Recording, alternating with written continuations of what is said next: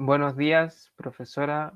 Me presento. Mi nombre es Carlos Carreño y junto con mi grupo conformado por Mariano Uribe, Felipe Valenzuela, Jonathan Reyes y Paula Donoso, vamos a realizar una pequeña presentación en lo que respecta a la contaminación de suelos por TPH. La presentación consta de una introducción, los objetivos, la metodología que se va a usar en el trabajo, los resultados obtenidos y una pequeña conclusión. Bueno, a modo de introducción, explicar un poco que la zona que vamos a estudiar se encuentra en la comuna de Yayay, en la región de Valparaíso, y en este caso se van a estudiar lo que son los hidrocarburos totales de petróleo, o TPH en inglés, que se emplea para describir una gran familia de varios compuestos químicos originados de petróleo crudo.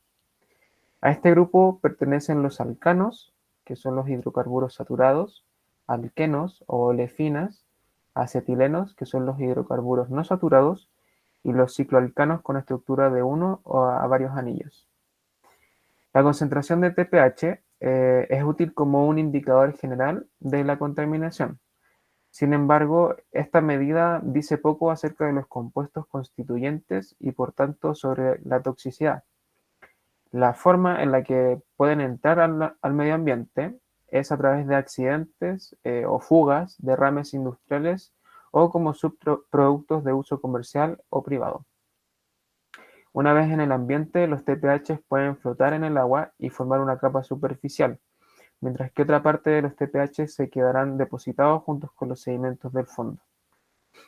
El problema de la contaminación surge cuando las cantidades de hidrocarburos totales en un suelo, agua superficial y o subterránea, es mayor a la capacidad de degradación de los microorganismos presentes en el entorno, que son los principales agentes que oxidan y mineralizan los TPH a sustancias inocuas. Bueno, comentar también que la zona de análisis es una zona donde antiguamente existía un complejo industrial que se llamaba Inducon en Yayay. Los objetivos de la presentación. El objetivo general es poder determinar los cuadrantes que sobrepasan la normativa en lo que respecta a la contaminación por TPH dentro de la región de estudio, de manera que se pueda remediar si es que es necesario la zona afectada. Y los objetivos específicos encontramos 4. El primero de ellos es usar el software SADA para poder realizar un análisis espacial y territorial de los suelos. También está utilizar distintos métodos de interpolación para así permitirnos conocer el radio de contaminación en la zona y determinar cuál es el método más adecuado según los datos que tenemos para trabajar. Investigar y aplicar la normativa guía para determinar qué zonas exceden las concentraciones máximas. Y por último, la elaboración de los resultados a través de capas y de mapas para poder llegar a una conclusión determinando de ser necesario las áreas a ser remediadas debido a la contaminación por TPH. Bueno, en esta parte vamos a estar comentando la metodología que vamos a estar empleando, para lo cual vamos a estar trabajando con SADA, lo cual nos ayuda a poder modelar lo que queremos estudiar. Siguiente diapositiva, por favor. Bueno, lo que vamos a estar haciendo, primeramente, es presentar los datos que tenemos, las muestras de TPH que fueron tomadas en el lugar. Luego, lo que vamos a hacer es interpolar los datos para poder saber cómo están en el espacio. Luego, vamos a estar estudiando el área de interés para ver, ¿cierto? Junto con la normativa, si es que hay un porcentaje o un volumen a remediar. Y por último, un muestreo complementario o de salida para poder monitorear la situación en el lugar. Siguiente diapositiva, por favor. Bueno, aquí tenemos nuevamente los puntos en la imagen satelital. Si bien hay un punto que está corrido en la imagen, eso no afecta a la interpolación. Y como podemos ver acá en la escala de colores, los matices, el color rojo viene siendo como una alta concentración y ya va descendiendo hasta el color morado. Y como podemos ver, también está georreferenciado, donde tenemos la escala y también el norte. Siguiente diapositiva, por favor. Y bueno, ahora tenemos que interpolar los datos, para lo cual el método que consideramos que era más apto para este caso particular era el inverso de la distancia, el cual el valor que asigna a estimación es un promedio ponderado de todos los puntos dentro de una elipse o una elipsoide, que en este caso particular en dos dimensiones. Y así el valor de cada uno de los datos que se está ponderando, de acuerdo obviamente al inverso de su distancia, como se dice, como se llama el método, se pondría de acuerdo al punto o nodo de intersección, que en este caso son los valores que fueron tomados y con los cuales vamos a trabajar, que como pudieron ver en la imagen anterior, eran 9 puntos. Bueno, este método tiene varias ventajas, como el hecho de que es fácil de poder modelar, pero la ventaja por la cual elegimos este modelo es porque, si bien sirve, al igual que muchos modelos, para determinar la contaminación atmosférica o bien de una zona particular, este modelo es importante para cuando tenemos pocos casos, para pocos datos para poder trabajar. Y como dije anteriormente, en este caso tenemos 9 datos, los cuales puede que no llegue a ser tan representativo. Por ende, esa fue la razón por la cual utilizamos este método de interpolación para todos los layouts. Siguiente. Bueno, aquí tenemos el segundo layout, ¿cierto? Donde interpolamos ya los datos. Como podemos ver, en el centro tenemos un punto rojo bien marcado, bien definido, que es como el centro de donde hay mayor contaminación de TPH. Y también vemos zonas de color celeste, que es como por donde predomina, lo que más predomina en la zona. Y también tenemos zonas de color morado, que es donde, como dije anteriormente, hay una baja concentración. Y como podemos observar, hay una parte que está como color oscuro, y es que en esa zona no habían puntos, por lo que el modelo no interpoló en esa zona. Siguiente, por favor.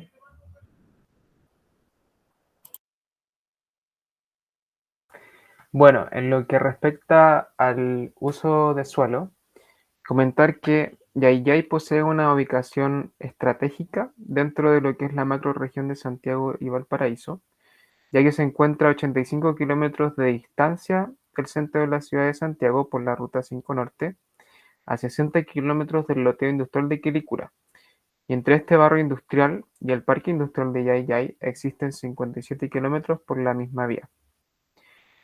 Según el plano regulador de la comuna de Yayay, que se encuentra en la página web de la municipalidad y que estamos observando ahora en pantalla, la zona corresponde a un uso de suelo agroindustrial. Si bien la industria Inducor fue cerrada hace aproximadamente 10 años, el terreno había sido abandonado hace poco, cuando hace un par de años, como el 2019, la municipalidad adquirió estas hectáreas con la finalidad de hacer proyectos en beneficio de la comunidad. Sin embargo, el plano que se muestra a continuación sigue determinando la zona de análisis con un uso de suelo agroindustrial que se observa en la zona gris señalada en la diapositiva. Con esta clasificación de uso de suelo y siguiendo la normativa internacional, se clasifica entonces la zona de puntos de muestreo como zona industrial comercial y dentro de la fracción de hidrocarburos correspondiente a lo que se conoce como fracción F1 o fracción ligera, por lo que el límite máximo permisible sería de 500 miligramos por kilo para la contaminación de suelos por TPH. Bueno, ahora hablaremos sobre la normativa correspondiente. En cuanto a esto, los valores de referencia que se establecen en las normativas se consideran como niveles de alerta para la protección de la salud de las personas o del medio ambiente. La legislación nacional en materia de hidrocarburos está compuesta por normas de emisión que regulan las descargas de residuos líquidos a aguas marinas, continentales, subterráneas y de alcantarillado. El decreto número 90 establece los valores máximos de emisión de hidrocarburos a aguas continentales, superficiales y marinas. El Decreto Supremo número 46 establece la norma de emisión de residuos líquidos a aguas subterráneas. El Decreto Supremo número 609 establece los valores máximos de emisión de hidrocarburos a sistemas de alcantarillado. Y en cuanto a las normas secundarias de calidad ambiental para las aguas de una cuenca, están destinadas a la protección y conservación de las comunidades acuáticas y los usos prioritarios del recurso del agua. Sin embargo, para el caso del suelo, debido a que en Chile no existe una normativa específica ni de rango legal ni reglamentaria que regule expresamente la calidad de los suelos, se recurre a valores internacionales. Siguiente, por favor. La mayoría de los países define valores de referencia distintos para la protección de la salud y para la protección del ecosistema, y son pocos los que definen valores específicos para la protección del medio ambiente. Si bien hay varias situaciones posibles, se pueden distinguir dos tipos principales de valores de referencia. El primero se refiere a aquellos orientados a decidir si se llevará a cabo alguna acción sobre un sitio en particular, o aquellos orientados a determinar los objetivos de remediación. Para el caso del componente ambiental, que es el suelo, el primer tipo de criterio se relaciona con una concentración sobre la cual el suelo presentaría un riesgo inaceptable y por lo tanto su superación da cuenta de la necesidad de una intervención. El segundo se relaciona a un valor objetivo de remediación y quiere decir que una concentración hasta la cual el sitio contaminado debería ser remediado, o una concentración establecida como objetivo a largo plazo para el suelo como un todo. En el caso de México, la norma oficial mexicana, la cual es de fácil interpretación y aplicación, establece los límites máximos permisibles de hidrocarburos en suelos y los lineamientos para el muestreo en la caracterización y especificaciones para la remediación. Para los efectos de esta norma se consideran las definiciones de hidrocarburos de fracción ligera, que son la mezcla de hidrocarburos cuyas moléculas contienen entre 5 y 10 átomos de carbono. Los hidrocarburos de fracción media, que son la mezcla de hidrocarburos cuyas moléculas contienen entre 10 y 28 átomos de carbono. Y los hidrocarburos de fracción pesada, que serían la mezcla de hidrocarburos cuyas moléculas contengan entre 28 y 40 átomos de carbono. En esta normativa se establecen los límites máximos permisibles, que se detallan en la tabla que se ve, y es necesario determinar el uso de suelo en la zona de estudio y la fracción de hidrocarburos de acuerdo a la legislación. También para usos de suelo mixto debe aplicarse el límite máximo permisible más estricto para los usos de suelo involucrados. Siguiente, por favor. Bueno, aquí podemos observar de la legislación mexicana un diagrama general de muestreo para la caracterización de un sitio contaminado, que establece primero un plan de muestreo, seguido de la ejecución del muestreo, y si las concentraciones son mayores a los límites máximos permisibles, se debe realizar la delimitación del área y el volumen afectado. Y se debe decidir si elegir niveles de remediación, para lo cual, si es así, se realiza un estudio de evaluación de riesgo ambiental y se determinan los niveles de remediación para posteriormente realizar el programa de remediación, lo cual también se podría aplicar en Chile. Siguiente, por favor. En el caso de la legislación en Perú, existe la resolución ministerial, donde se establecen por decreto supremo los estándares nacionales de calidad ambiental para suelos. En este decreto supremo se constituyen como un referente obligatorio para el diseño y aplicación de los instrumentos de gestión ambiental y se pueden aplicar para parámetros asociados a las actividades productivas, extractivas y de servicios. Se establece también que en caso de sobrepasar estos límites, las personas naturales o jurídicas a cargo deben realizar acciones de evaluación y, de ser necesario, también acciones de remediación en los sitios contaminados, con la finalidad de proteger la salud de las personas y también del medio ambiente. En este caso, también, al igual que la legislación anterior, la de México, la contaminación por hidrocarburos de petróleo se diferencia según la fracción en F1, F2 y F3, que corresponden a la fracción ligera, fracción media y fracción pesada respectivamente.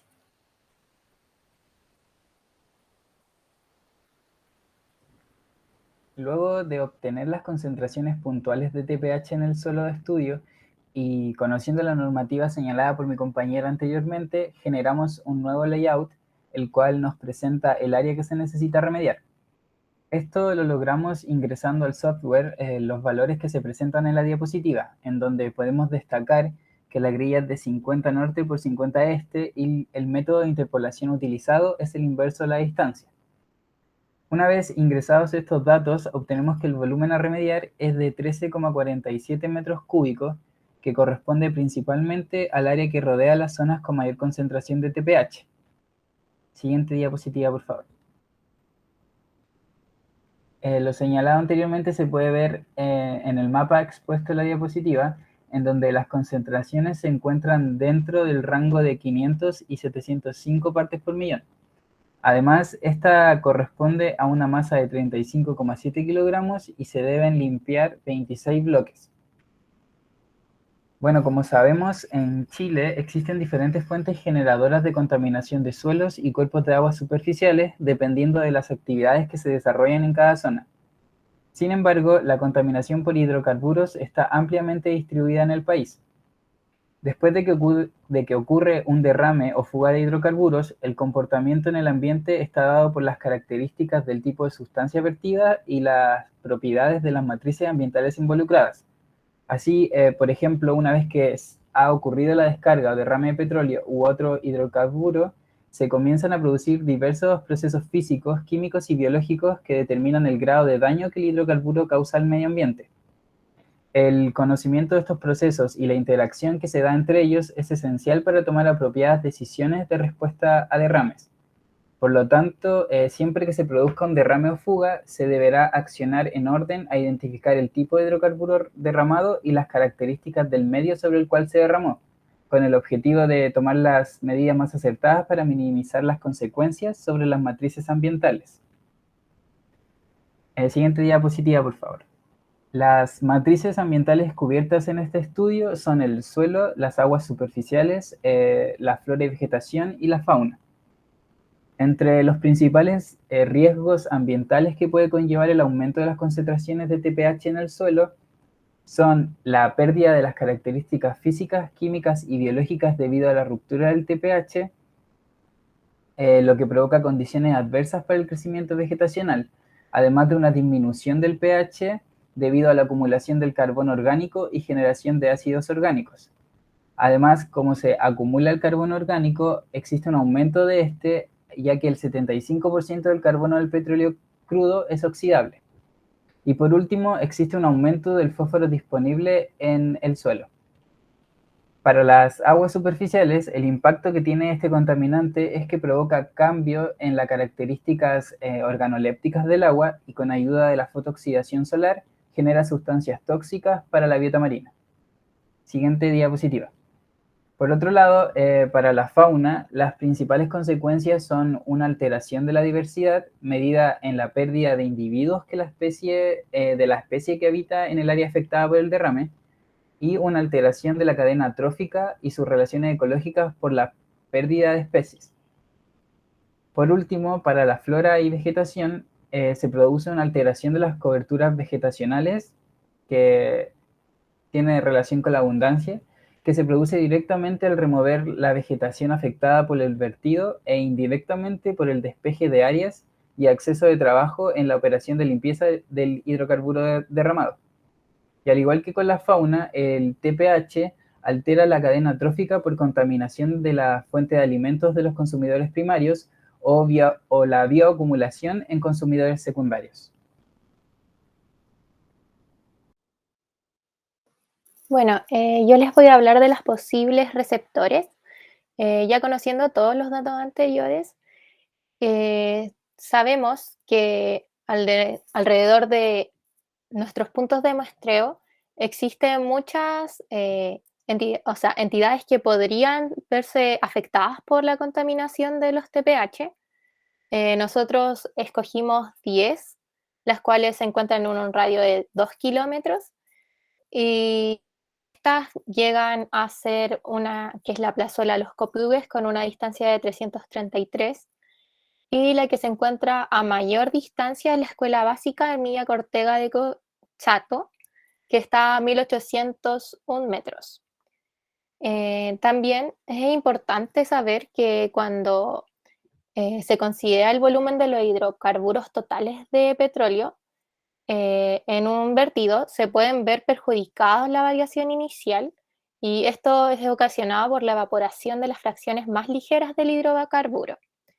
En la mayor parte de este proceso va a ocurrir en las primeras 24 horas desde que ocurre la contaminación, y también va a depender del tipo de hidrocarburo del que nos presentemos.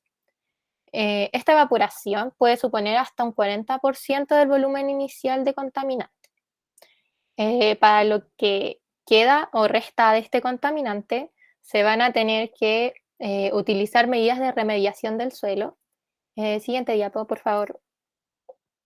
En donde existen diferentes técnicas y que se van a clasificar según diferentes tipos de criterios. En donde el primero puede ser el del lugar de aplicación de remediación, que puede ser in situ o ex situ, según el objetivo de remediación, que puede ser la descontaminación, la contención o el confinamiento del contaminante. Puede ser según el tipo de tratamiento, que puede ser de tipo biológico, físico-químico, térmico, mixto, o según su grado de desarrollo, que puede ser tradicional o innovadora. Para nuestro caso en específico, donde nos vemos con TPH como contaminante, los tratamientos biológicos nos van a permitir una mejor bioremediación. Esto por medio de organismos vivos, como pueden ser plantas, hongos, bacterias, que nos van a permitir la degradación, la transformación o la remoción de los compuestos orgánicos tóxicos, y que también va a depender de las actividades catabólicas de los organismos, también de su capacidad natural para poder utilizar los contaminantes como una fuente de alimento o de energía. Dentro de los tratamientos biológicos vamos a destacar dos, que son el compostaje, que consiste en una estimulación de la actividad biodegradadora. Esta puede ser de tipo aerobia o anaerobia, y donde los microorganismos nativos, bajo condiciones termofílicas, que pueden ser de 54 a 65 grados Celsius, van a permitir transformar los compuestos orgánicos tóxicos en sustancias inocuas. También el material contaminado va a ser mezclado con sustancias orgánicas sólidas o biodegradables, que pueden ser diferentes agentes de volumen como son la paja, el acerrín, el estiércol, los desechos agrícolas también, y que van a mejorar el balance de nutrientes y van a asegurar una mejor aireación, y van a generar, además de esto, calor, que durante el proceso va a permitir la descontaminación. Este tipo de proceso es de tipo ex situ y está usado principalmente para los suelos de tipo explosivos, para los hidrocarburos aromáticos policíclicos. También es utilizado, como ya mencioné, para hidrocarburos de petróleo, para los clorofenoles y los pesticidas. Otro método como alternativa pueden ser los lodos biológicos o los bioreactores, que estos van a realizar también una degradación, pero en fase acuosa, y que esta va a ser llevada a cabo mediante microorganismos en suspensión o inmovilizados en la fase sólida. El tratamiento se puede realizar en diferentes lagunas que van a estar constituidos con el fin, o bien en reactores sofisticados con control automático de mezclado, que van a permitir la descontaminación. Este proceso también se realiza ex situ y se utiliza principalmente para suelos que presenten compuestos orgánicos volátiles o semivolátiles, explosivos, hidrocarburos de petróleo, petroquímicos, solventes y pesticidas. Para continuar, en la siguiente diapositiva, les voy a hablar del muestreo complementario y las consideraciones que se utilizaron para este, en donde se realiza un método de interpolación, el inverso de la distancia, con una grilla de 50 por 50, con un IW power de 2, con muestras superficiales, con un número de muestras de 2, y que van a estar separados por al menos 2. También el diseño de la muestra va a ser una ubicación de muestra en áreas de valores moderados más altos, que es lo que sigue en la siguiente diapositiva. En este se muestra un diseño de muestreo para monitorear la zona después de la reparación del suelo. Y como ya se mencionó anteriormente, la zona roja es donde está mayormente concentrada la contaminación y en la zona morada donde menos concentrada se encuentra. Para continuar, mi compañero da las conclusiones. Gracias. Bueno, como conclusión, luego de elaborado este análisis de la zona de estudio, se destaca que dentro de la regulación que existe de los suelos contaminados por hidrocarburos en Chile, a pesar de tener numerosos casos de contaminación por industrias petroleras, sobre todo en zonas costeras o recintos petroleros, no existe una regulación o normativa chilena específica que regule la concentración de estos contaminantes en los suelos. Es por esto que la existencia de una normativa es urgente para regular y fiscalizar los derrames de hidrocarburos que afectan gravemente a la salud de las personas, el entorno y el medio ambiente y sobre todo la flora y la fauna del sector.